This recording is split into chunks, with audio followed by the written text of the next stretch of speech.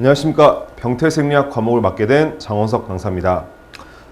수험생들 여러분, 혹시 건강운동관리사 시험은 잘 보셨나요? 상당히 보시면 아시겠지만 난이도가 상당히 있어서 떨어지는 분들이 정말 많이 생겼습니다. 그 중에서 이제 좀 어려운 과목 중에 하나가 이제 병태생리학인데, 왜냐하면 체육과 출신인 선생님들이 봤을 때 병태생리학 과목은 잘 안 배우잖아요. 그래서 좀 생소한 내용도 많고, 그래서 이 부분에서 이제 과락이 많이 일어난 것 같습니다. 그래서 저와 함께 이 부분을 좀 커버를 하고, 물론 이제 만점을 맞기 위한 과목은 아니고요. 딱 8개 이상만 맞춰서 과락을 면하자라는 뜻으로 좀 진행을 하면 좋을 것 같아요. 좀 내용이 상당히 어렵습니다. 그래서 저도 좀 공부를 하면서 상당히 어렵고 버거운 내용들이 많은데요. 최대한 알기 쉽게 좀 필요한 부분을 좀 포커스를 맞춰가지고 공부를 할 수 있도록 이렇게 좀 강의를 하도록 하겠습니다. 자, 먼저 목차를 보시게 되면요, 이렇게 여러분도 아시겠지만 이런 커리큘럼으로 지금 돼 있어요. 그래서 기본적인 질병 과정부터 신경계 질환까지 7개의 파트로 나눠져 있는데요. 간단하게 제가 좀 정리를 해봤습니다. 2015년부터 2017년까지 기출문제를 분석을 해서 각각 파트에서 몇 문제가 나왔는지를 한번 봤는데요. 여기 보시면 흰색은 2015년, 노란색은 2016년, 하늘색은 2017년 이렇게 나와 있습니다. 그래서 기본적인 질병 과정에서는 3문제, 2문제, 4문제, 그 다음에 심혈관계 질환에서 6, 셋, 넷 뭐 이렇게 해가지고 이런 식으로 분포가 돼 있어요. 그래서 한번 그냥 쭉 보니까 어느 파트에서 좀 많이 나왔냐 이런 것들이 이제 대충 눈이 볼 수가 있는데요.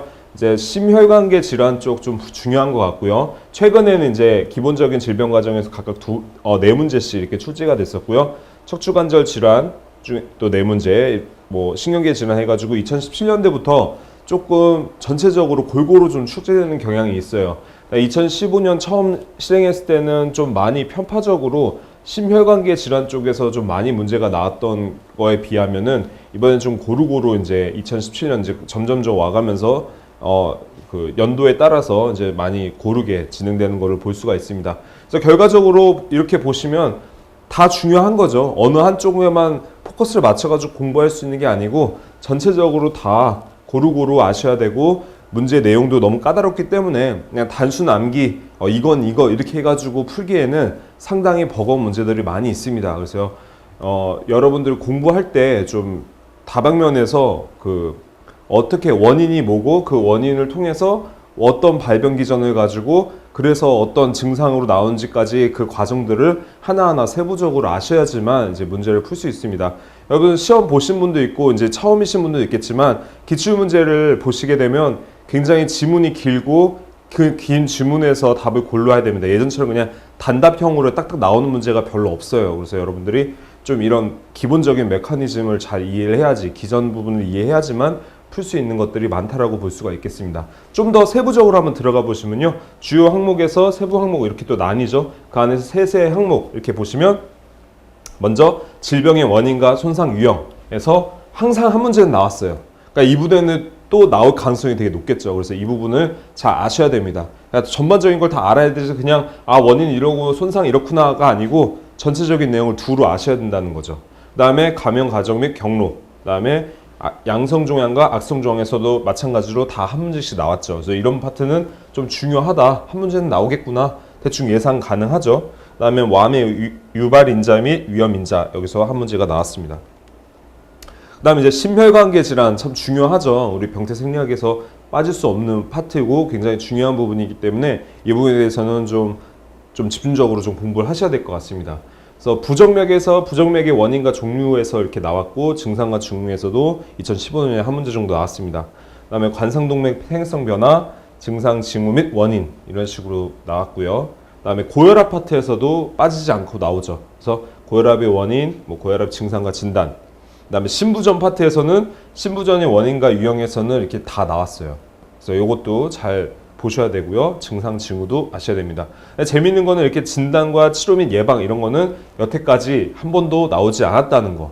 그래서 여러분들이 그렇다고 이 부분은 소홀히 하고 너무 이쪽에만 치중하지 마시고 간혹 나올 수도 있으니까 그럼 이거는 어떻게 치료를 하고 어떤 예방책이 있어야 되는지 이런 것도 두루두루 알고 넘어가시면 좋을 것 같습니다.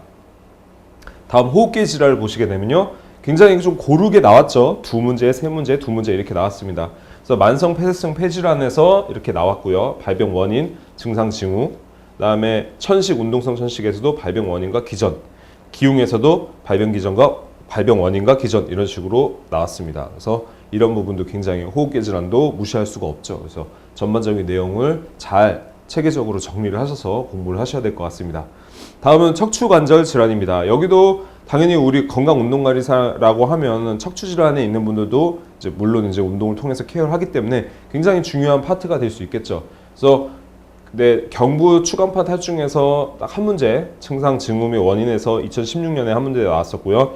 요추 추간파 탈중에서는 꽤 많이 나왔습니다. 각각 한 문제 이상씩은 나왔죠. 그래서 증상 징후 및 원인 이거 잘 보셔야 되고요. 그다음에 척추 측만증 이것도 계속 빈번하게 나오는 부분이기 때문에 척추 측만증에 대한 내용들 잘 기억해 주시면 좋을 것 같습니다.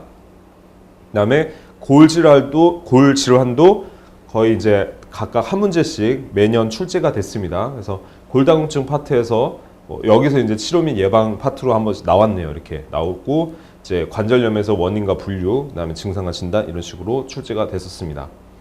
그다음에 대사계 질환을 보시게 되면 뭐 당뇨, 고지혈, 대사증후가 있는데 아무래도 당뇨병이 워낙 흔한 질환이다 보니까 좀 포커스를 맞춰가지고 문제가 많이 났고 뭐 2017년 이후에도 이런 문제가 나올 가능성이 높다라고 볼 수가 있겠습니다. 마지막으로 신경계 질환인데요. 뇌졸중, 파킨슨병, 알츠하이머병에서 고루고루 이렇게 두루두루 나온 걸 볼 수 있습니다. 특히 이 중에서도 이제 뇌졸중이 굉장히 흔한 진단으로 나올 수 있는 부분이기 때문에 여기에 대한 원인과 분류 이런 것들을 중요하게 볼 수 있고요. 그다음에 파킨슨병, 알츠하이머병의 차이점, 어떤 원인으로 나왔는지 이런 것들을 잘 알고 있어야지만 이렇게 간간히 이런 문제들을 출제되니까 이런 부분도 좀 신경 써서 준비를 하시면은 여러분들이 병태생리학을 뭐 물론 만점 맞기는 어렵겠지만 8개 이상은 맞춰서 과랑을 면하지 않을까 이런 생각이 듭니다. 자, 그래서 저와 함께 처음 1장부터 하나하나 풀어 나가도록 하겠습니다.